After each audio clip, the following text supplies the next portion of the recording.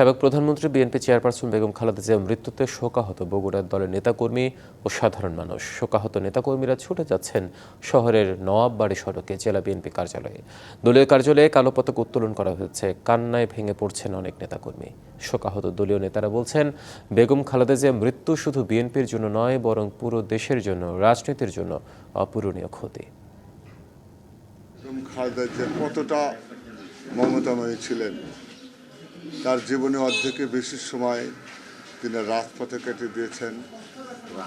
এই দেশের জন্য, বাংলাদেশের জন্য, বাংলাদেশের জন্য, দলের জন্য যে সংগ্রাম করেছেন, যে বাংলাদেশের ইতিহাস, বাংলাদেশের বিশ্বের দরবারে মাথা উঁচু করে দাঁড়িয়েছে বেগম খালেদা জিয়ার জন্য।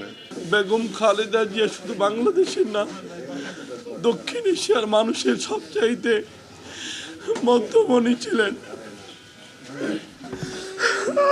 আজ তারেক রহমান ফিরেছে, কিন্তু সেই তারেক রহমান তার প্রিয়জন হারিয়েছে, ভাই হারিয়েছে, বাবা হারিয়েছে, প্রিয় আজকে তার মাকে হারিল।